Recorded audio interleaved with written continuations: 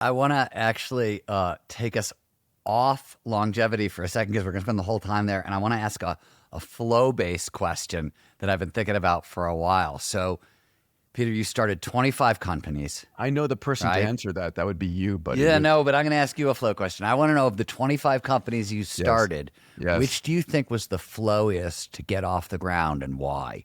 Oh, God. Well, it's interesting, right? Probably my first companies and organizations, because I had no idea what to expect. I mean, it's that or the most recent ones. It's either the beginning or the end. And I'll add into the mix there, because I'm giving you a question to answer that obviously is not definitive. The ones that I was in love with the most, right? So for me, if I'm doing what I love and it's like just amazing and get to play with this every day, none of it's work. All of it's like just exploration. It's just fun. And one of the things that I teach, we teach together in our books is don't do anything for money. Only do those things that you love, what's aligned with your massive transformative purpose, because that's where you're going to keep going. You're not going to give up. You wake up in the morning, you're charged. When you're going through the night, you're charged. It's not work. It's your purpose in life. So, I mean, I think that's the most honest element. The ones that were the flowiest were the ones that I was in my highest calling. How do you think about uncertainty at this stage in your life? And are you intentionally seeking that out as a condition in your different businesses or the problems and challenges you're looking to solve? I mean, I think whenever an entrepreneur has a success, if you truly have that entrepreneurial gene, phenotypic, whatever you want to call it, you don't do something smaller. You always go and try to do something much bigger, right? So it's like, the reason we've got so many people going after the space industry today was they had successes early on, right? Elon did PayPal and Bezos did Amazon. And like, if I can reinvent, finance, if I can reinvent, shipping and consumer goods, surely I can take on the world's, most difficult aerospace industry and get us, become a multiplanetary species. What do you think are the biggest levers for longevity? This is a question I get asked a lot after writing In Our Country about peak performance aging. People always want to know where to start, and I sort of hate the question, but I'm asking you. So let's talk about diet first. And a lot of these things are not expensive. A lot of these things are practical. The expense is your willpower. So the single most important thing for folks to know about diet is the body was never designed to take in as much sugar and high glycemic carbs as we take. And glucose is it causes inflammation, cardiovascular, and neurocognitive inflammation and disorders. And what I tell people is sugar is a poison. The single biggest difference that someone can make is minimize sugar. And it doesn't mean it's zero. It's like, can you cut back, please? And sugar is very addictive. If you're going to eat something sweet, do it mindfully. Do it so that you're appreciating it. Don't just be, mouthfuls of sugary substances, not thinking as you're watching TV. It's just it has so many downstream negative effects in every disease. Glucose in the blood is the fuel source of preference for all cancer. Anyway, the second thing is whole plant foods, and this is the basics, right? It's eating your plants. So some of the things I speak about in the book are just very, very important, quick tricks. Like, for example, if you're sitting down to food at a restaurant, please, when they bring the bread and the wine, before they bring your food, ask them to bring the bread and the wine back with your meal. If you're going to have bread, dip it in olive oil so it blunts the glycemic index. When you've got a plate of food, the order in which you eat your food matters. Eat your veggies first. Eat the fiber first, right? I love broccolini. And asparagus. It's like my favorite foods. Eat that first. It slows the digestive tract. Eat your protein next, and then eat your carb last. Just making that change will increase the absorption of the best additive nutrients to your body versus spiking your glucose and your insulin in your body. So these are some things. Obviously, you've heard this before: drink a glass of water before you sit down and eat your meal. All of these things are about small habits that have a huge impact. I mean, that's food, right? So you don't have to go much further than that. I've been focusing on adding muscle, and so I do add a significant amount of protein in my diet. So mostly fish, some chicken. I don't take in red meats or beef, but 150 grams, because I weigh 150 pounds. It's about 1 gram per pound. There's a direct correlation between muscle mass and length of life. And one of the things that is so important, and it goes beyond just muscle mass, it goes to strength and balance as well, is not falling. Injury is your biggest your biggest foe. And the numbers are staggering. If you fall and break a hip or a pelvis, Really high. I think it's like 65. Your chance of death are like ridiculously high, because you end up in a hospital and you get pneumonia, and it's a spiral. Well, it's why there was that I'm going to blank the name of it. I wrote about it in Our Country, but it was a study that came out of London, England. I want to say it came out of Imperial College, where they found that the single biggest factor, or they found that mortality is inversely correlated with thigh muscle mass, because it's the thing that keeps you from falling on top of all the other muscle things, right? You need to train for old age a little bit like a professional athlete. And that's like, all the studies show everything is a use it or lose it skill across the board, but you have to train everything at a fairly robust level. What are you doing for bone density?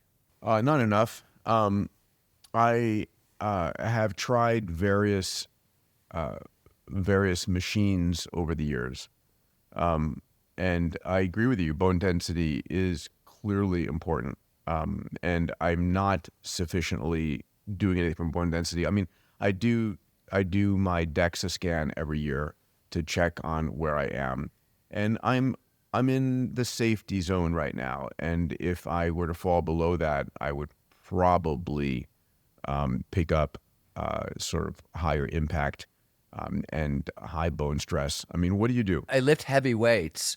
Otto Kumbar, who's one of the founders in the Flow Research Collective, is an investor in OsteoStrong. Both Ryan and I have played with I've used OsteoStrong machines. I've done OsteoStrong. Yeah. Those are interesting to me. One of the things that I'm really paying attention to is there's a bunch of new data. I don't know if you've seen this, that shows that one of the things they're thinking about in terms of dementia, Alzheimer's, et cetera, is that the bones are the mineral supply house for the brain as well as the body, right? We store our minerals there. We store a lot of the calcium that runs the brain in our bones. So there's one of the things that I've been paying attention to that I'm really interested in is this overlap between bone health and brain health, which seems to be a little bit of a frontier right now. Interesting. I mean, listen, the whole body is so interconnected, right? We're seeing so many studies on your microbiome and brain health, your oral flora and brain health. All are interconnected. You are one giant cross-disciplinary ecosystem of systems. In Faster, really, probably going back to even parts of abundance, we started talking about different longevity technologies, and certainly a bunch of things that we wrote about as possibilities in Faster are now realities. What's coming now that has your attention that wasn't around when we were writing Faster? What are you paying attention to at the cutting edge of this, where you're like, this is really neat? I didn't see this coming. Yeah. So first and foremost, it's the epigenetic reprogramming that's coming. So about a few months back, I was able to launch something I was working on, getting ready for the last 5-7 years. We launched the largest XPRIZE ever in history, the largest incentive competition ever in history, called the Healthspan XPRIZE.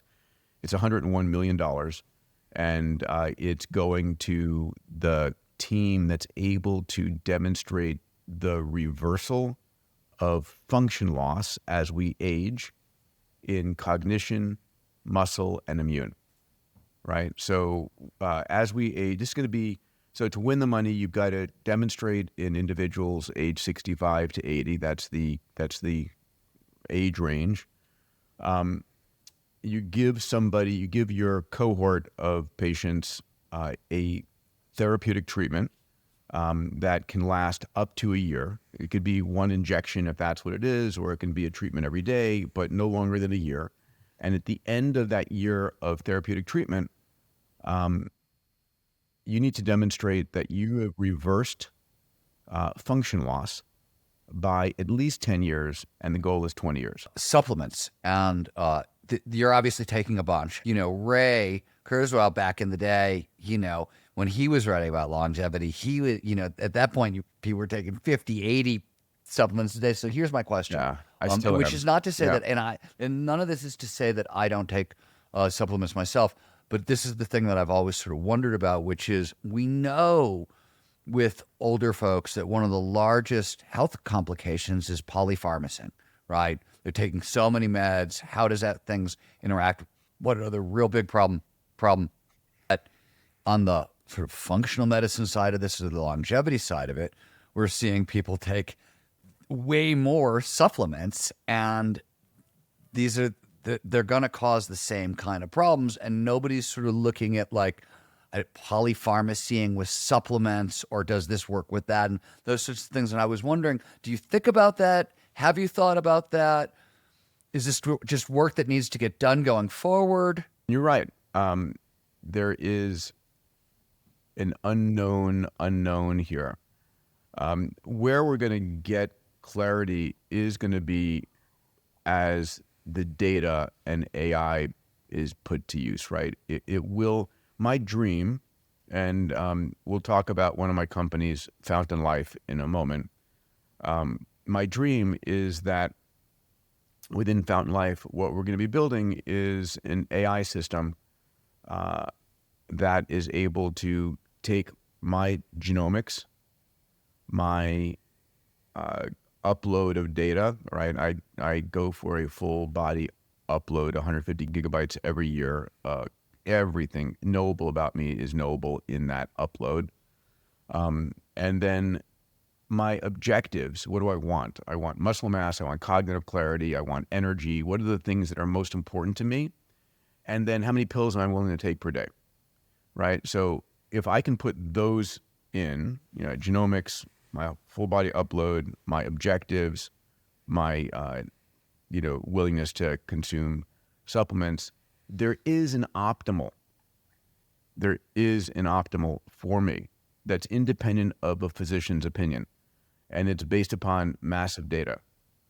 And I think we're going to get there. We're not there yet by any chance. I list everything I'm taking and why. By the way, if folks listening want a free, I did a redux of the book, which is 30 pages, and it's the very core of it. It's available for free. I don't commend the same supplements and the same number that I take. This is what I'm doing. I'm my own guinea pig. I feel like we're conducting one of the largest ever sort of ad hoc experiments in longevity. There's no real controls. But there are. It's definitely the largest mass experiment in longevity that's ever been conducted. No, we're not collecting the data or anything else, but a lot of people are out there experimenting with a lot of stuff. I am collecting the data through Fountain. Maybe let me take a second and talk about what we're doing at Fountain a moment, because I think it's important. One of the chapters is called "Don't Die for Something Stupid." And it's meant to be a little bit tongue-in-cheek, but it's very real. So if I said to you and to everyone listening, hey, are you absolutely sure there's nothing going on inside your body that you need to know about, right? Most everybody would stop, think about, and go, well, actually, I don't know. I feel fine, but I don't know. And here's the problem. Your body is extraordinarily good at hiding disease. your body is incredibly good at countering the symptomology of disease. What do I mean by that? Well, you don't feel the impact of a cancer until it's at a stage 3 or stage 4, right? At which point it's really hard to combat. 70% of all heart attacks have no precedent, meaning that there's no shortness of breath, there's no issues, there's no pain. It's there. And a lot of times the first symptom is a heart attack, and like half of those people die on the spot. So do you know that you don't have cardiovascular disease that is concerning, or metabolic disease that is concerning? So in the first few thousand members that have gone through Fountain Life, and I'll describe it in a second, these are seemingly healthy adults. 2% have a cancer they don't know about. 2.5% have an aneurysm they don't know about. The Fountain Life membership comes with a concierge physician who understands the depth of this data as a functional medicine doctor. And then there's regular blood testing on a either quarterly basis or as need basis. And the goal is to optimize your health and not die from something stupid, and give you the ability to reach what we talked about earlier, which is longevity escape velocity. I was just thinking, so there's a new study. You want to talk about Ellen Langer points out that like the notion of a mind-body connection is laughable, right? There's no, the term itself is stupid. There's no separation at all whatsoever. It was a bad idea. It was a bad term. And like, we shouldn't even begin to think about that. And there's a new study that I saw, I think it was published last week. That's the most emphatic study I've seen out of this, where they discovered that your perception of time, is it passing quickly? Is it passing slowly? Influences how long it takes a wound to heal. So they wounded people, and people who thought that time was passing really slowly, the wound heals really slowly. People who think time is going by really quickly, the wound heals fast. This is the question I always have with diagnostics, which is, how do we know that, okay, you find a microcancer in me? How do we know that it's going to develop into something? One, right? And how do we know that a change in mindset somewhere along the way isn't the fix you need? If you've got a cancer, you got to do something about it, right? And it used to be 20 years ago, 30 years ago, that the diagnostic technology didn't have the fidelity to actually find things. It used to be an issue. It is not now. Now we can know. Yes, you have an aneurysm. Yes, you've got a cancer. Yes, you've got, this level of metabolic disease. We have the ability to get enough richness of data that we can say there is something going on here that we take action on. Now, it may not be, you have to weigh, do we take an action today or do we monitor this? But at least we know to monitor it. And mind body, listen, I am a huge advocate, and I agree with you. I quote a study in the book that says, optimism can buy you 15% extended lifespan. I think there's very little downside to optimism. I think there's a lot of downside to pessimism. The benefits of optimism and mindfulness, especially over time, are just they're phenomenal. And if it was Matt Ridley's book years ago, right? The Rational Optimist. Yes. And as long as it's kind Fantastic of got that book. rational optimism underneath it, there's no downside, of the upside is huge, right?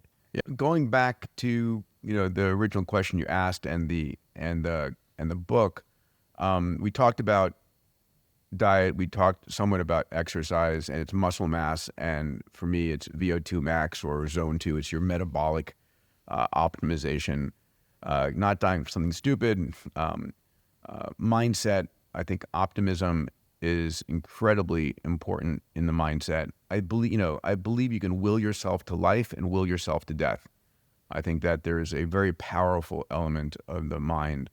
And for me, part of mindset, I talk about a longevity mindset with folks. And my goal here is, if you believe that we are within striking distance of longevity escape velocity, if you believe that we have cellular medicine, right, from stem cells and exosomes and epigenetic reprogramming, and a whole slew of other technologies that are all going to be part of this $101 million Healthspan prize. And it's coming. And by the way, the single biggest engine driving all of that right now is AI, and will continue to be until it's passed by quantum compute and quantum science. These are unlocking why we age, how to slow it, stop it, and reverse it. I think sleep is, incredibly important. There are a few things that help drive great sleep, and it is going to sleep at the same time every night. That's one of the most important things, consistency. You can't flow over time demands, 7 to 8 hours. It's a high energy state. You need to sleep. So we're always training people to sleep. And one of the things that I always point out to people, because as you know, you get a lot of pushback, especially from entrepreneurs. Entrepreneurs love to push back on the sleep thing. And what I always tell people is the same thing. I'm like, okay, whatever, it's fine. Take an IQ test. There's a bunch of them online for free. Take one night after you slept 5 hours, and then go back like 2-3 weeks later after you've slept 8 hours and take the same test. Most people drop 10 to 15 IQ points. Like you can go from genius to stupid with like 3 hours less sleep. And it's, people take that test and they're sort of like, it's sort of jaw dropping. You know what I mean? You thought you were able to function really, really well until you see what your IQ score is like with 5 hours of sleep. I think at this point I've been around the longevity, life extension space, et cetera, for really since like 99 or 2000. And the batting average for breakthroughs, everything we hear about, I think 25% turns out to be real, and like 75% has turned out to be nonsense. Now that's sort of historically over a long view. What do you think the batting average is today? Where do you think we're at with that today?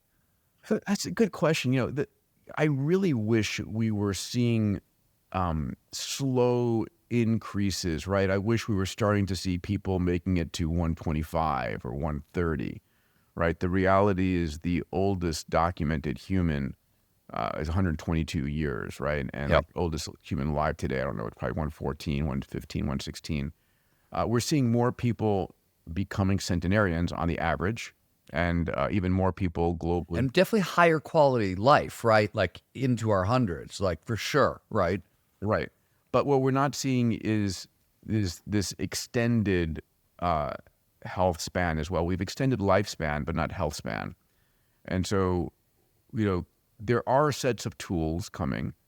We talked about cellular medicine. I'm on the board of a company called Cellularity out of New Jersey that is one of the leading placental stem cell companies, right? It harvests placentas and then decellularizes them to pull out stem cells and exosomes and natural killer cells and T cells. And it's becoming a longevity company because these cells from a newborn are part of the regenerative engine. And there will be use of these under FDA guidance eventually to deliver rejuvenative capabilities to people. So excited about what Cellularity is doing and other companies. What David Sinclair has been working on is a means by which we can do epigenetic reprogramming and bring ourselves back to an earlier state of youth. My longevity mindset is believing that we can extend the healthy human health span, that staying young, not eating sugar, eating whole plants, getting 8 hours of sleep, getting my exercise in, having an optimistic mindset, getting myself uploaded every year and catching any disease at the beginning. All of this is worthwhile because I'm going to be able to intercept these breakthroughs that are coming.